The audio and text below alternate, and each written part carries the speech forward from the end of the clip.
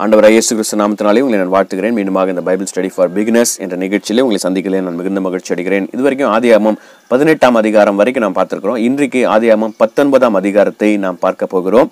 இதில் இருக்கிற டாபிக்ஸ் என்னன்னு நம்ம பார்த்துடலாம். முக்கியமான சம்பவங்கள். ஒன்றாவது சோதோம் கொமோராவின் அழிவு. இரண்டாவது சோதோமில் லோத்துவை 2 தூதர்கள் சந்தித்தல். மூன்றாவது தீயவர்களான சோதோமியருக்கு குருட்டாட்டம் பிடிக்க செய்தல். நான்காவது சோதோம் கொமோரா அழிக்கப்படுதல்.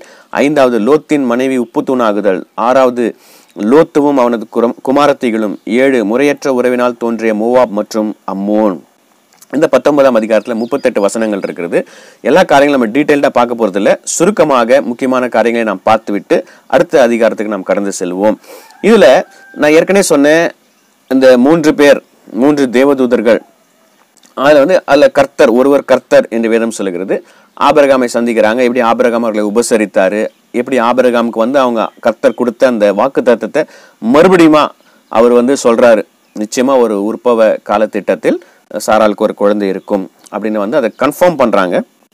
இப்படி அவங்க அந்த இடத்தை விட்டு கடந்து போகும்போது எப்படி ஆபிரகாம் வேண்டுதல் செய்தார், லோத்துக்காக வேண்டுதல் செய்தார் என்பதை குறித்து நாம் பார்த்தோம். அப்புறமா என்ன நடக்குது பாருங்க. இப்போ அவங்க சோதோம் கொமோராவுக்கு போறாங்க. ஆதியாகமம் 19 முதல் வசனத்திலிருந்து.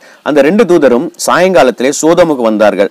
லோத்து சோதோமின் வாசலிலே உட்கார்ந்திருந்தான். அவர்களை கண்டு லோத்து எழுந்து எதிர்கொண்டு தரைமட்டம் குனிந்து, ஆண்டவன் மாறே, அடியனுடைய வீட்டு முகமாய் நீங்கள் திரும்பி உங்கள் கால்களை கழுவி ராத்தங்க. அவங்க மறுபடியும் நம்ம ஆபிரகாம் கிட்ட பார்த்து அதே ஒரு குணத்தை தான் லோத்துக்கிட்டையும் பார்க்குறோம். விருந்தோம்பல், ஹாஸ்பிட்டாலிட்டி. நீங்க கண்டிப்பா நீங்க சாப்பிடணும். அவங்க வேண்டாம் வேண்டாம்னு சொன்னா கூட இல்ல நீங்க கண்டிப்பா வரணும் அப்படின்னு சொல்லிட்டு அவங்க சாப்பாடு கொடுத்து அவங்க எங்க வீட்டுல நீங்க தங்குங்க நைட்டு அப்படின்னு சொல்லிட்டு தங்க வைக்கிறார். ஆதியாகமம் 19ஆம் அதிகாரம் 4ஆம் வசனத்தை நான் வாசிக்கிறேன். அவர்கள் படுக்கும் முன்னே, அந்த தூதர்கள் படுக்கும் முன்னே, சோதோம் பட்டணத்து மனிதராகிய வாலிபர் முதல் கிழவர் மட்டும் ஜனங்கள் அனைவரும் நானா திசையிலும் இருந்து வீட்டை சூழ்ந்து கொண்டு லோத்தை கூப்பிட்டு, இப்போ அந்த ஊர் ஜனங்க எல்லாரும் வந்துட்டாங்க. அந்த சோதோம்ன்ற ஊர் எவ்வளவு மோசமான ஊருன்றது பாருங்க. ஊர் ஜனங்க எல்லாரும் வந்துட்டாங்க. வீட்டை சுத்திட்டு அவங்க கத்துறாங்க. என்ன சொல்றாங்க 5ஆம் வசனத்துல, இந்த ராத்திரி உண்டத்தில் வந்த மனுஷர் எங்கே? நாங்கள் அவர்களை அறியும்படிக்கு, நீங்கள் கவனிக்க வேண்டிய ஒரு வார்த்தை, நாங்கள் அறியும்படிக்கு அவர்களை எங்களிடத்தில் வெளியே கொண்டு வா என்றார்கள். அறியும்படிக்குன்னா என்ன அர்த்தம்னா, பைபிள் அநேக இடங்களை நம்ம வாசிக்கிறோம், ஆதாம் ஏவாளை அறிந்தான் அப்படின்னா என்ன அர்த்தம்னா, he had a sexual relationship with her. இந்த இடத்துல இந்த வார்த்தை சொல்லப்பட்டிருக்கு பாருங்க. அவர்களை அறியும்படிக்குன்னா அந்த ஊர் ஜனங்கள் அவ்வளவு மோசமான ஒரு ஜனங்களா இருந்தார்கள். they were homosexuals. நான் ரொம்ப டீப்பா சொல்ல போறது கிடையாது. ஏனென்றால் என்னுடைய செய்திகளை சிறு பிள்ளைகளும் கேட்கிறார்கள் என்பதனால நான் பிளைனா சொல்றேன். இந்த நாள்ல நீங்க உலகத்துல நீங்க எடுத்து பாருங்க. ஏனென்றால் புதிய ஏற்பாட்டை வாசிக்கிறோம், லோத்துவின் நாட்களில் நடந்தது போலவே மனுஷகுமாருடைய நாட்களில் நடக்கும். நோவாவினுடைய காலத்திலே நடந்தது போல மனுஷனுடைய காலத்திலே நடக்கும், மனுஷகுமாரனுடைய காலத்திலே நடக்கும். அந்த நாட்கள் இந்த மனிதர்கள், இப்ப நீங்க உலகத்துல இது சாதாரணமா போயிடுச்சு.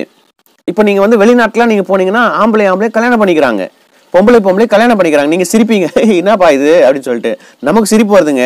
ஆனால் இது உலகத்திலே நடந்து கொண்டிருக்கிற உண்மை, பாவ காரியங்கள். அந்த நாட்கள்ல அந்த ஊர் ஜனங்களும் இப்படிதான் இருந்தாங்க.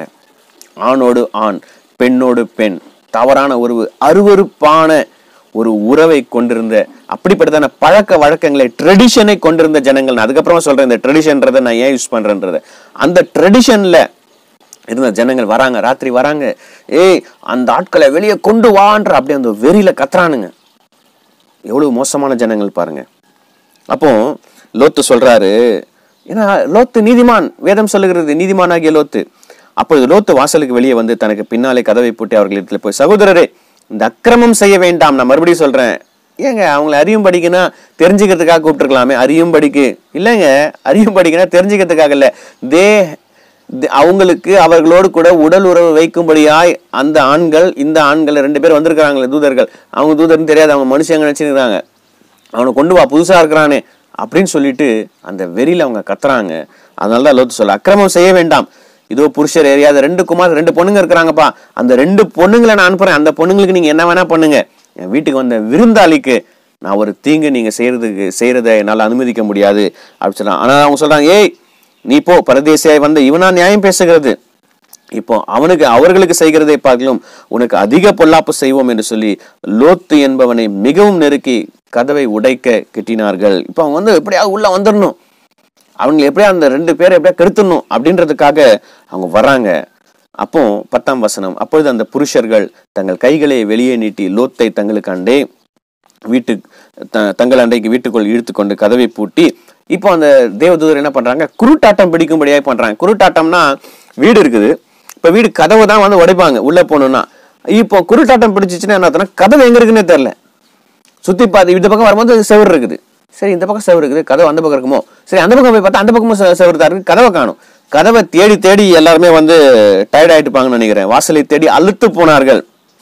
பின்பு அந்த புருஷர் அந்த தேவதூதர் சொல்றாங்க, இந்த இடத்துல உனக்கு யார்ப்பா இருக்கிறாங்க, வேற யாரா இருக்கிறாங்களா, உனக்கு தெரிஞ்சவங்க, மருமகனாவது குமாரராவது குமாரத்தைகளாவது யாரா இருந்தாலும் சரி, அவங்கள வந்து இந்த ஸ்தலத்துல இருந்து வெளியே அழைத்து கொண்டு போ, இந்த ஊர்ல இருந்து வெளியே கொண்டு போப்பா. ஏன்னு சொன்னா நாங்கள் இந்த ஸ்தலத்தை அழிக்க போகிறோம். 13ஆம் வசனத்துல இவருடைய கூக்குரல் கர்த்தருடைய சமூகத்தில் பெரிதா இருக்கிறது, இதை அழிக்க கர்த்தர் எங்களை அனுப்பினார் என்றார்கள். அப்போ இப்போ எவ்வளவு கிருபை பாருங்க, கிருபையுள்ள தேவன் பாருங்க. ஆபிரகாமுடைய ஜெபத்தை ஆண்டவர் கேட்கிறாரு. அதுக்கப்புறம் கேட்கிறாரு, 10 பேர் இருந்தா, அட்லீஸ்ட் 10 பேர் இருந்தா அழிப்பீங்களா அப்படி கேட்கும் போது 10 பேர் கூட இல்ல. அங்க தேவன் சொல்றாரு 10 பேர் இருந்தா ஓகே அழிக்க மாட்டேன். ஆனா அவருடைய கிருபை பாருங்க, 10 பேர் இல்லைன்னா கூட அந்த நீதிமானாய் இருக்கிற அந்த லோத்துவையும் அவருடைய குடும்பத்தையும் காப்பாற்ற வேண்டும். ஆபிரகாம் மன்றாட்டு ஜெபம்ன்றது வெரி வெரி வெரி இம்பார்ட்டன்ட். மற்றவங்களுக்காக நம்ம ஜெபிக்கிறோன்றது சாதாரண விஷயம் கிடையாது. நிறைய பேர் வந்து நிறைய அப்பா அம்மா என்ன பண்றாங்க, ஊழியக்காரங்கிட்ட கூட்டு போறாங்க பிள்ளைங்களை, நீங்க ஜெபிச்சீங்களா உங்க பிள்ளைக்காக? அந்த ஜெபங்களை கர்த்தர் கேட்கிறாருங்க. ஆபிரகாமுடைய ஜெபத்து நிமித்தமாக இங்க லோத்து காப்பாற்றப்படுகிறார். அப்போ அவங்க சொல்றாங்க, அழிக்க போறோம், உனக்கு யாராவது தெரிஞ்சவங்க தான், நீ என்ன பண்ணு, கூட்டிட்டு வந்துரு அப்படின்னு சொல்றாங்க. அப்போ 14ஆம் வசனத்துல லோத்து போய் பேசுறாரு. அவர் 2 பொம்பளை பிள்ளைங்க இருக்கிறாங்க லோத்துக்கு. அந்த பெண் பிள்ளைகளை திருமணம் செய்ய போகிற அந்த வாலிபர்கள் இடத்துல போய் பேசுற, மருமக்கள் மாறிடத்துல போய் பேசுறாரு. நீங்கள் எழுந்து இந்த ஸ்தலத்தை விட்டு புறப்படுங்கள், கர்த்தர் இந்த பட்டணத்தை அழிக்க போகிறார், கர்த்தர் இந்த பட்டணத்தை அழிக்க போகிறாருன்னு சொல்றாரு லோத்து. அவங்க என்ன சொன்னாங்க பாருங்க, 14ஆம் வசனம் கடைசி பகுதி, அவனுடைய மருமக்கள் மாரின் பார்வைக்கு அது அவன் பரியாசம் பண்ணுகிறதா. மாமனார் ஜோக் அடிக்கிறாருப்பா, அழிக்க போறாராம், அக்கினி வரப்போதான், நெருப்பு வரப்போதான், ஊர் மேல வந்து விழுமா, அப்படி எல்லாரும் அழிஞ்சு போயிடுவாங்களாம் அப்படின்னு சிரிச்சானுங்க. ஜோக் அடிக்கிறாரா மாமனாரு. அவங்க சீரியஸாவே எடுத்துக்கல. இது அதே நிலைமை தாங்க இன்றைக்கு யுத்தம் நடந்து கொண்டு இருக்கிறது. ரஷ்யாவுக்கும் யுக்ரைனுக்கும் விரோதமா யுத்தம் நடந்து கொண்டிருக்கிறது. இங்க உட்காந்து நம்ம வேடிக்கை பார்த்துட்டு இருக்கிறோம்.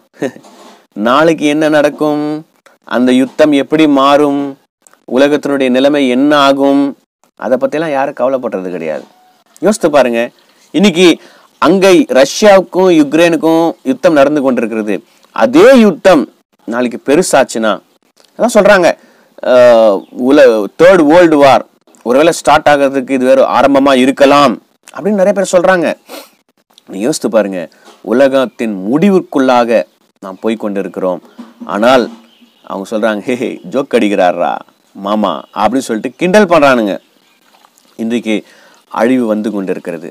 இதை கேட்டுக்கொண்டிருக்கிற அருமையான சகோதரனே சகோதரியே, அழிவு வந்து கொண்டிருக்கிற இந்த உலகம் ஒரு அழிவை நோக்கி நீங்க யோசித்து பாருங்க. இதுக்கு முன்னாடி இந்த 2019 அந்த வருஷத்தின் கடைசி பகுதியில இருந்து நீங்க யோசித்து பாருங்க.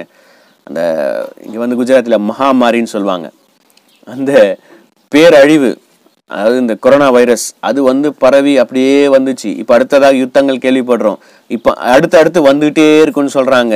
நிறைய பிரசங்கியர்கள், நிறைய ஊழியக்காரங்க சொல்றாங்க ஆரம்பிச்சிருச்சு, இதுக்கப்புறம் அடுத்த அழிவு தான் வந்துட்டே இருக்குன்னு சொல்றாங்க. ஜாக்கிரதையா நீங்கள் கேளுங்கள்.